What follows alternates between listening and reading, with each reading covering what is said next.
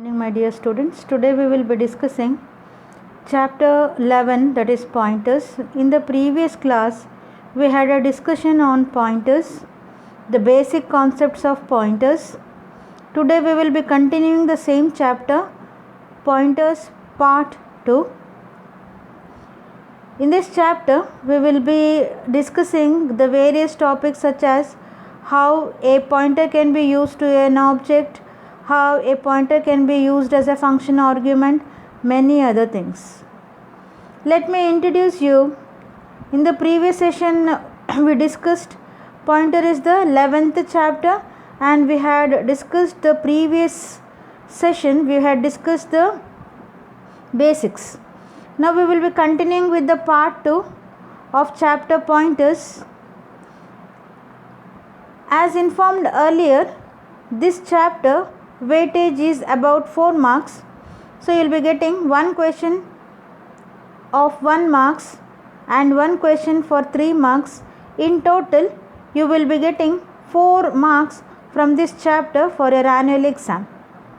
So the weightage of this chapter is 4 marks, 1 mark question and 1 3 mark questions.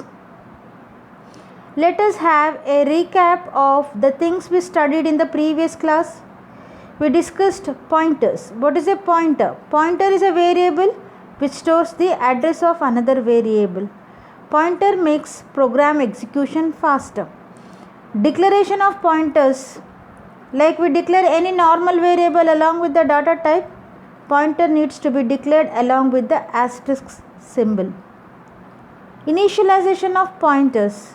We also learned how to store the address of a variable in a pointer, that is by using ampersand or the AND operator. Pointer arithmetic. Pointer arithmetic is nothing but which are the various operations that can be performed using pointers. Using pointers we can perform all the arithmetic operations such as addition, subtraction, multiplication, division. Pointers can also be used to compare values. Pointers can be used to increment and decrement the values. These are the different arithmetic operations or the various operations that can be performed using pointers, which is also referred as pointer arithmetic. The other topic discussed was pointers and arrays. Array is a variable which stores multiple values having same data type. Array is a homogeneous collection of data elements. Whenever an array is declared, the array name is assigned with the base address. Base address is nothing but the address of the first element in the array. No additional pointer is required to store the array address, but still if you want to take a pointer, you can assign it with the array name. Let us continue the chapter pointers.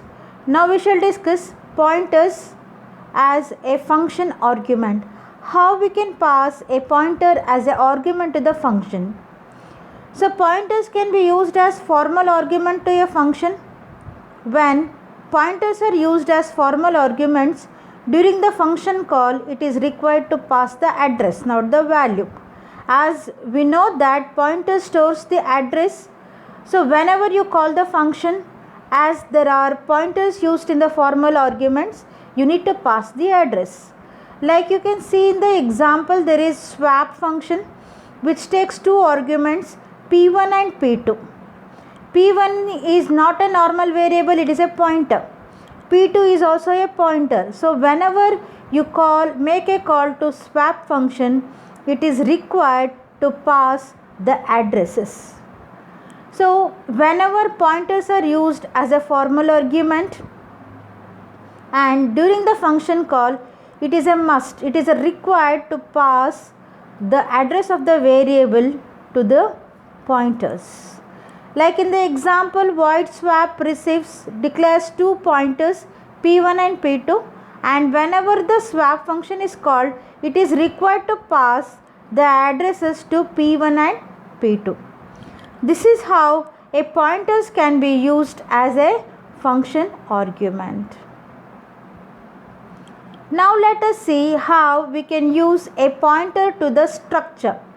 As we know that array is a variable which stores the address of, array is a variable which stores a collection of homogeneous data elements.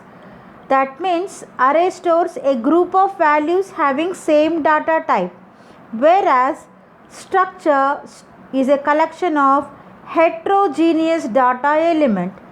Heterogeneous means different types. Array is homogeneous.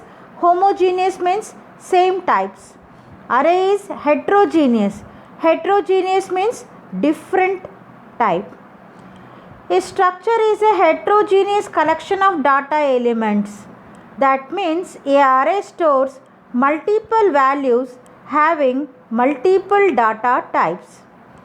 Now, it is possible to store the address of a structure in a variable, pointer variable. So, how we can do that?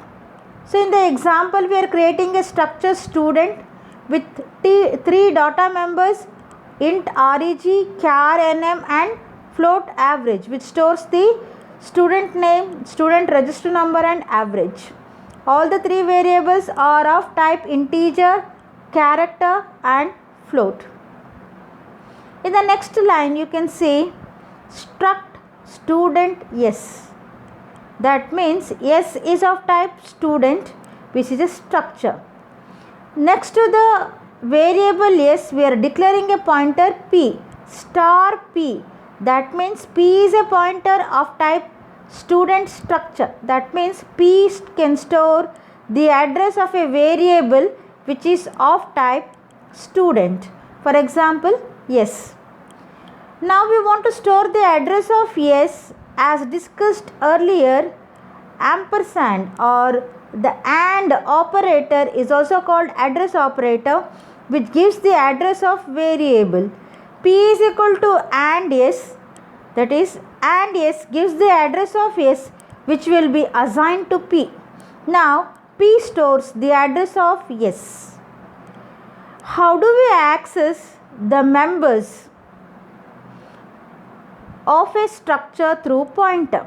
As we know that the structure members are accessed through dot operator, s dot reg, s dot nm and s dot avg. What if I want to access reg, nm and avg through p? P followed by a arrow mark, then followed by the member. This is how we can access the members through pointers. P followed by the arrow mark, that is minus and the greater symbol, followed by the member. The other way to access the member is we can include asterisk p with a pair of parentheses dot reg. This is the method to access the members of a structure through pointer variable. So in the example you can see we are creating a structure. The name of the structure is student and we are creating a pointer p, and p stores the address of s. We have also you can see in the example how we can access the members through p. P is the pointer. These are the various methods using which we can access the members of a structure. Let us continue with the next topic and let us see what we have to study. Next, we will be studying memory allocation. What is memory allocation? Whenever you run the program, the required memory is reserved or allocated by the compiler. That is called memory allocation. That is reserving the memory for the data and the program. C++ supports two types of memory allocation: static memory allocation and dynamic memory allocation. Memory allocation means allocating. Allocating means reserving. What are we reserving? We are reserving memory. Memory for whom? The data and the programs.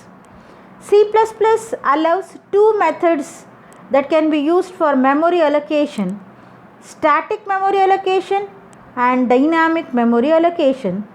We will be discussing each one of them in detail. First, let us begin with static memory allocation. As in the first PUC, in the C++ lab, you have executed so many C++ programs.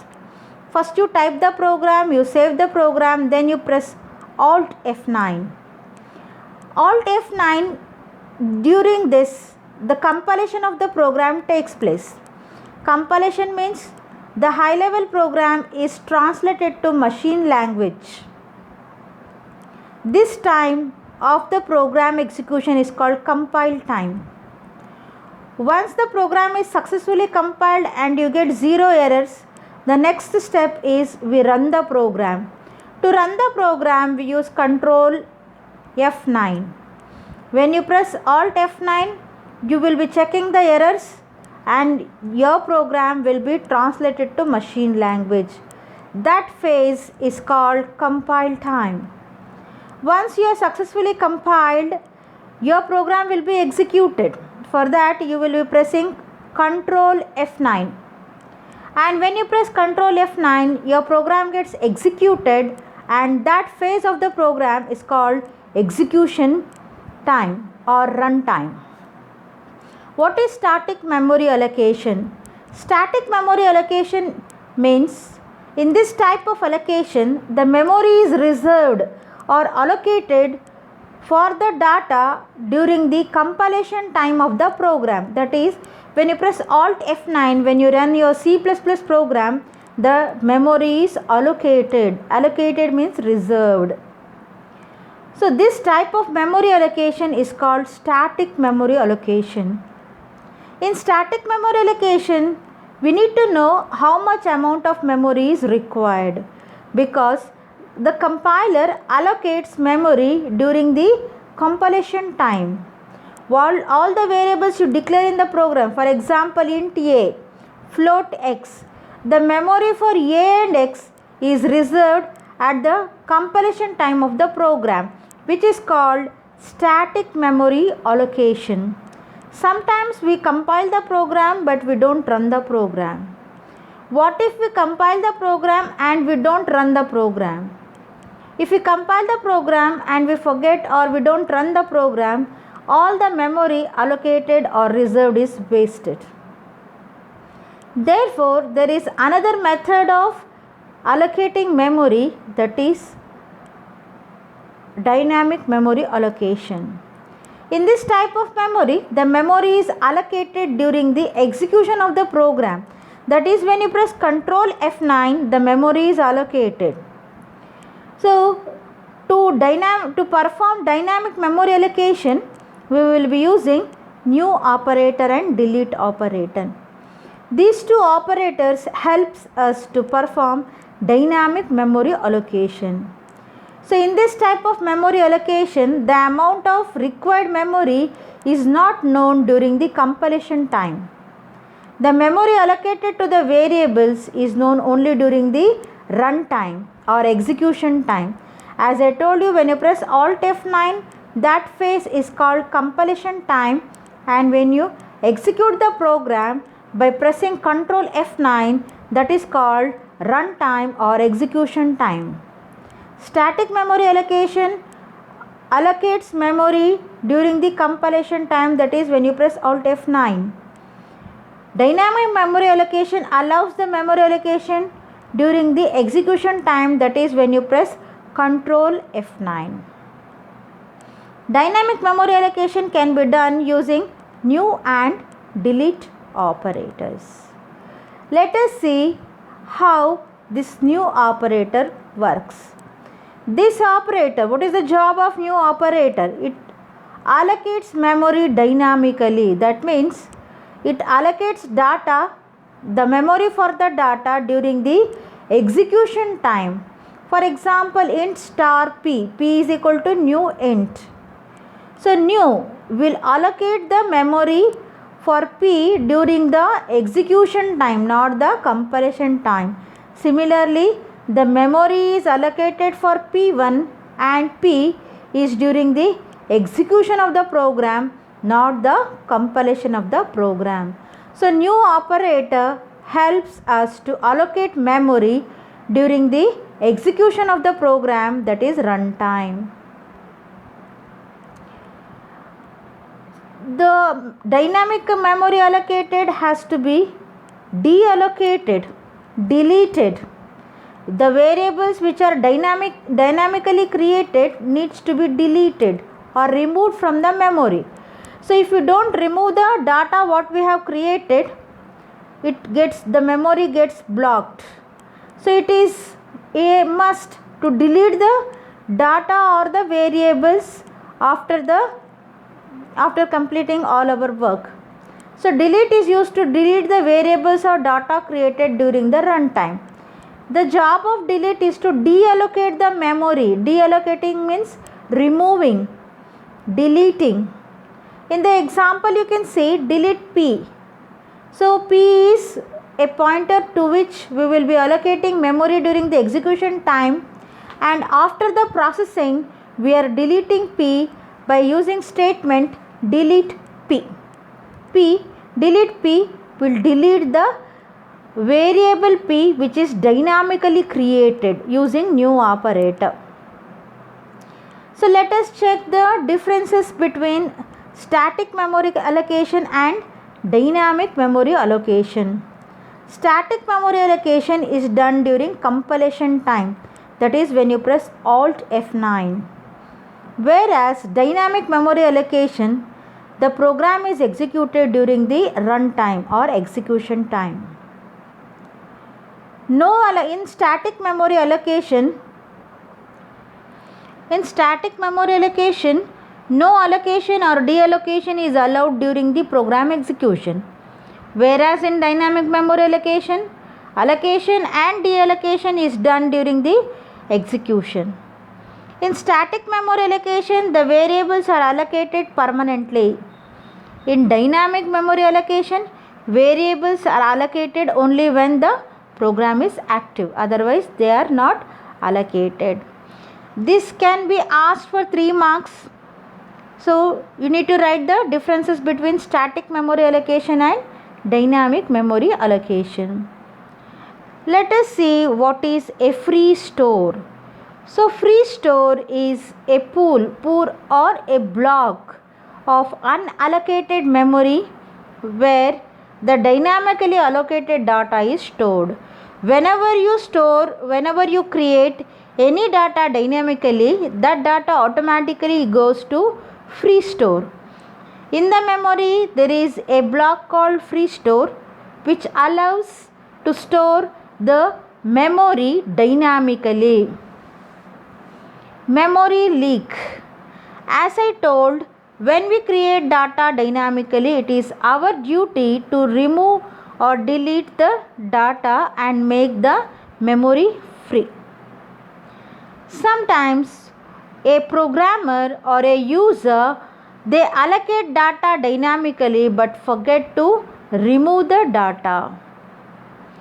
When the data is not removed, memory remains occupied, and such memory blocks are called orphaned memory.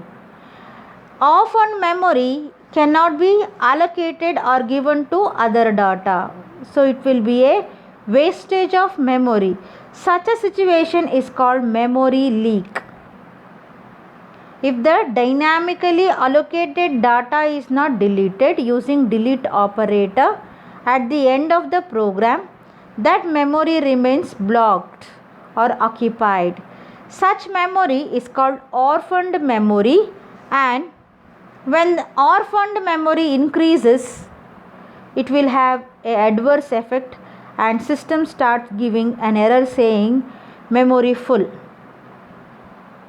Such a situation is called memory leak. Let us see what is self-referential structures. As we know that structure is a heterogeneous collection of data elements.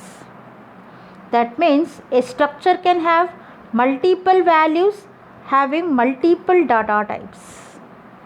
If a structure has a pointer pointing to itself, the same structure, like you see link. Link is a pointer which will store the address of structure node, and it is written inside the node structure. If a pointer points to the structure and it is defined within the structure, such a structure or a pointer is called self-referential structures. That is, a structure has a pointer which points to itself. Such a structure is called self-referential structures. If a structure has a pointer which points to itself, such a structure is called self-referential structure. For example, link, star link. Star link is a pointer which will point to node structure, and link is defined within the node structure itself.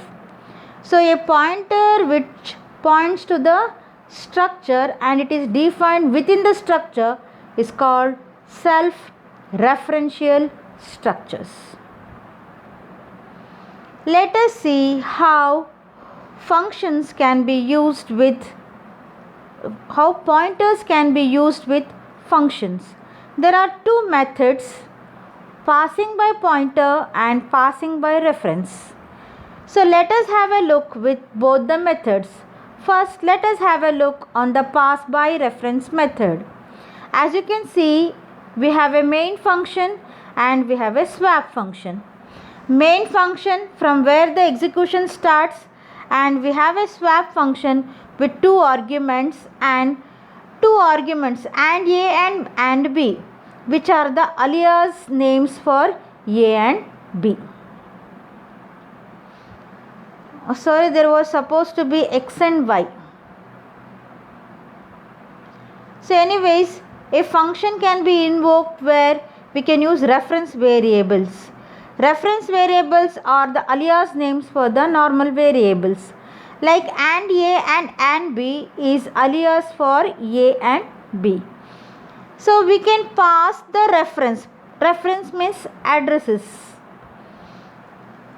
So here in the main program we are calling swap function A and B.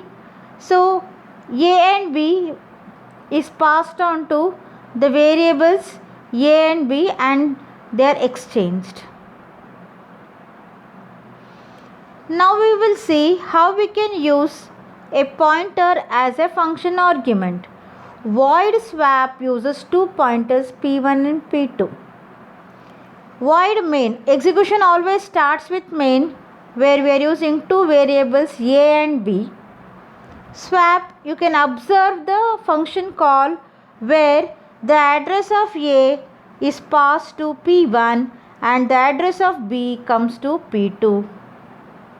Address of A is passed to P1 and address of B is passed to P2, where the values are exchanged. So let us see pointer to an object. It is possible to define a pointer to an object. That means it is possible to store the address of an object to a pointer, and it is possible to access the members of an object through pointer. Let us see the example how we can create it and how we can access the members. Class student, which has only one function, fun.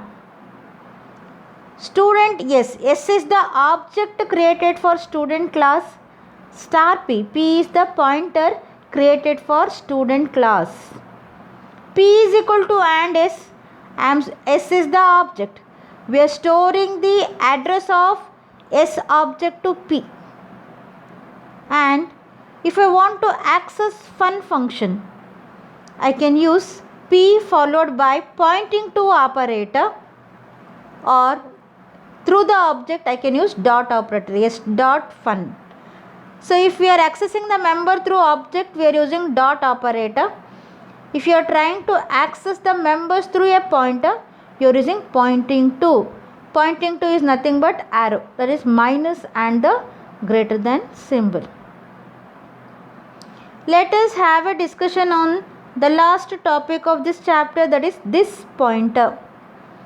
What is this pointer? This pointer always refers to the current object from where we are calling the function. This pointer refers to the current object from where the function is made or call is made. This comes to the end of our chapter pointers. As informed earlier, you will be getting 4 marks from this chapter, one 1-mark question and one 3-mark question. Kindly go through the video, prepare the notes and also attend the 10-mark questionnaires along with this chapter to check how much you have understood. Hope you are learning well. Have a great day ahead. God bless you all.